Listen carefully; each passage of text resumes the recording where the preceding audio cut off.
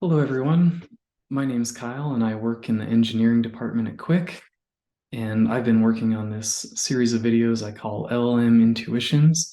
And my hope is that these videos will help you develop a degree of understanding for how LLMs work. And this is the first one. It's called Preparing Text to be Read by a Machine. So I'm sure I don't need to say this out loud, but I'll go ahead and do it. LLMs are a big deal. ChatGPT, Bard, etc. I'm sure if you're anything like me, your LinkedIn feed is full of these things, and you might even have some fatigue from hearing about them so much. I've kind of made a career out of being a more skeptical software engineer when it comes to new tech and the hype and buzz associated with that. And I'd say that that's generally served me well. But this time with LLMs, it's different. This is a truly disruptive, paradigm shifting technology. I think most of the hype is justified, and we're still figuring out what all we can do with these things. So it's worth it to have some understanding for how they work under the hood. And so that's the goal of these videos. But I want to be clear that while I believe it's possible to develop some intuition for how these work under the hood, I don't think it's uh, I don't think I can help understand just how well they work. It's really mind-boggling how well they're working, and I think even the original researchers that brought them to bear were probably surprised by just how effective they are. So can't directly address that, but nonetheless, I think we can pull back the covers a bit and see how they operate. So how does a computer read? Well, computers are inherently mathy machines, as I'm sure you know. And so what we need to do to help it read text is we have to break that text up, and we need to break it up into a structured numerical representation. So here I have a text and it says, I have to read these books. And to get that into a numerical representation, we have to go through two steps. So the first step is called tokenization, which is some way of splitting up this text into individual tokens in a sequence. So here's our sequence. In this case, I chose to split up the text by white space. So I have to read these books. Now these are all separate elements in a sequence. I'll just mention right now that tokenization is a complicated subject, and there's a lot of different ways of doing it, and we'll explore that a bit on the next slide. The second step after tokenization, called encoding, it's very straightforward. Once you've figured out how to split your text into tokens, you just take every possible token and assign a number to it so that the computer can see it in a numeric way. So maybe we assign the word I to 3 and have to 24 and 2 to 13. And so while there's a lot of fussing often in tokenization, encoding is a straightforward process.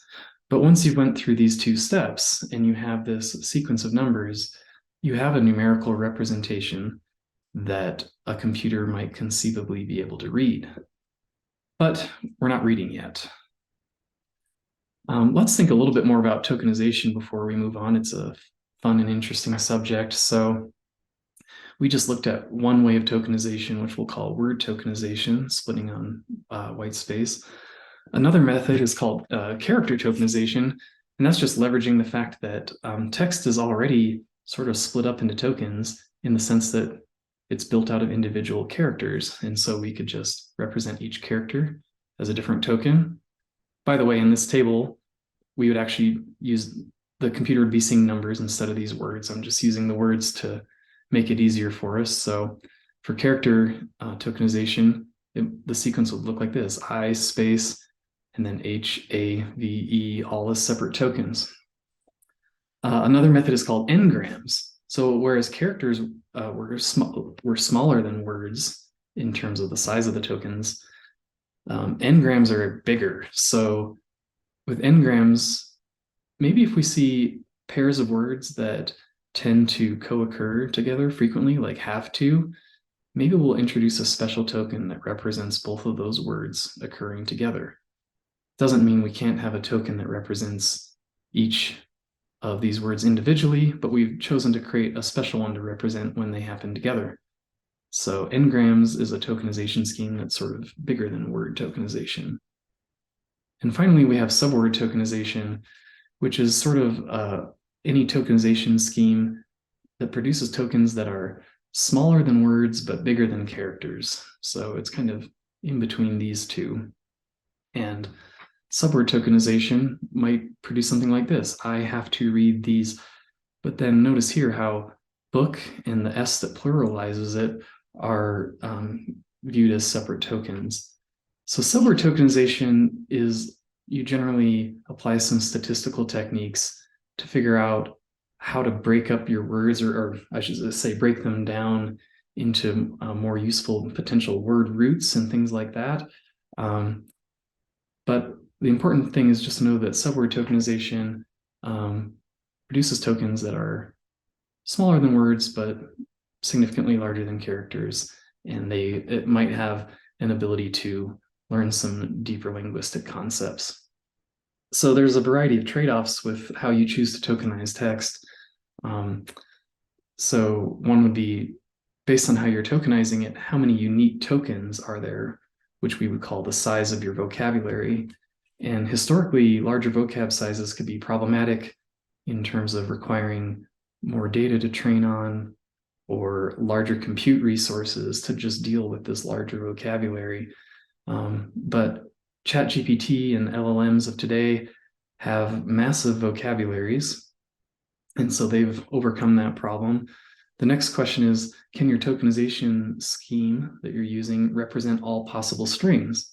Can it represent all strings across all languages? Are there any characters it doesn't know how to represent? Questions like that. And the current class of LLMs also they are generally capable of representing all strings. So some of these questions I'm showing here are maybe more of historical value for these have historically been interesting properties of how you choose to tokenize your text, but LLMs currently, they are coalescing around subword tokenization, and they have a very large vocabulary size, and they can represent, in general, all strings. Another property of a tokenization scheme is how long are the sequences that it creates. So character tokenization produces long sequences. N-gram tokenization might produce the shortest sequences. And historically, machine learning models, deep learning models, would do a better job over shorter sequences than longer sequences. So you wanted to keep your sequence length down. That's still true, but it's kind of becoming less true every day. And for example, ChatGPT, its maximum sequence length is 4,096 tokens, which is pretty long, and it can do a very good job over that. So we still care about the length of sequences, but that problem is somewhat diminishing with each passing day. Also, historically, when we would tokenize text, we used to sometimes throw some stuff away, like, oh, we don't need that punctuation, or some of those glue words. Those don't seem important to, say, classify whether an email is spam or not. So that was a common practice, but in current LLMs, all of the data is being retained and potentially has influence on the output of the LLM.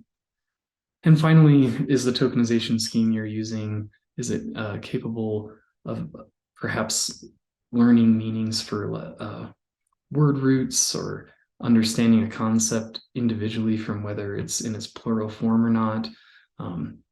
So you might like a tokenization scheme that would enable the computer to see things that way, like subword tokenization scheme. So, subword tokenization. So I think I said this, but in case I didn't, I'll just reiterate that ChatGPT and the prevalent LLMs right now are all employing some form of subword tokenization, the kind where you statistically analyze your data and come up with tokens that are smaller than words but larger than characters, and it works pretty well. In the case of ChatGPT, when they take your text, assuming it's just sort of normal English text, like a Word document, and they tokenize it, it inflates your word count by about 25%. to get to your token count. So that gives you some sense for how much more frequent tokens are compared to words, or how much smaller they are. Okay, so that's just some more background information on tokenization. Back to getting the computer to read, we've solved the problem of getting it into a numerical representation. Now we need to answer this question of, is text data tabular data? And by tabular data, I'm talking about, the type of data that you see in a spreadsheet, for example. So on the screen here, I'm endeavoring to represent text data as tabular data. And once again, I'm using English words here, but the computer would actually be seeing their numerical encodings. So we have text one and text two. Text one says, I have these books to read. And text two says, I have to read these books. And this is an interesting case because the two texts contain exactly the same tokens, but in a different order. So kind of an obvious thing here, but the order of tokens is important to understanding the correct meaning. Another observation, now if we turn to text two versus text three is the same as text two, but it starts with the word now I have to read these books. And so it has a pretty similar meaning to text two, but none of the columns have the same value between text two and text three. So this kind of teaches us that the absolute position of a token in its sequence isn't that important. It's more about its relative position to the things around it.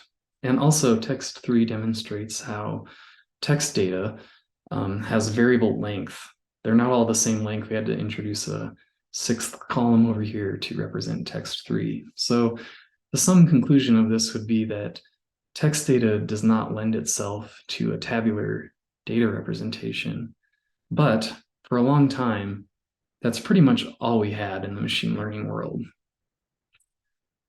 So I'm just going to call this machine reading in the 2000s, but these concepts are still alive and well and have uses today. They're blazing fast compared to some deep learning models.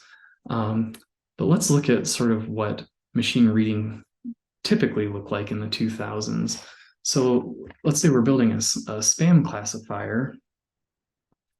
The algorithms of the day, the machine learning algorithms of the day, generally all embraced a tabular view of data. But as we saw on the last slide, text data does not represent itself to a tabular representation. So what do? We figured out a way to shoehorn it into a tabular representation. And the way we did that was every token in our vocabulary, we'd create a column for that token. And then we would just say for each text, whether or not that text contained that token. So did it have the token apple in it? True. Did it have the token aardvark in it? False. And so we solved the variable length problem because the length of each row is equal to the number of tokens in the vocab. And now each column has sort of a strong defined meaning that's the same across all the texts. Does it have the word aardvark in it or not? And so we got our text data into a tabular format, and then we could apply machine learning algorithms like decision trees, for example, and they would employ statistical techniques to be able to predict the label field based on the statistical patterns present in all these columns. And, it worked well. It has served us well for a long time. But does this really seem like reading? I mean, probably the most obvious thing here is we completely threw order away. That's why this is called a bag of words. It's like we took all the words in the text that were in an order that was probably meaningful, and we sort of erased that order so that we could conform them to a tabular data format. So we've lost a lot of information. So it doesn't really seem like reading, but this is how machine reading in many cases can happen for a long time. And it all had to do with adhering to the prevalent tabular data format of machine learning models. But thankfully, neural networks and their flexibility came along to rescue us, and that'll be the subject of my next video. Thanks for watching.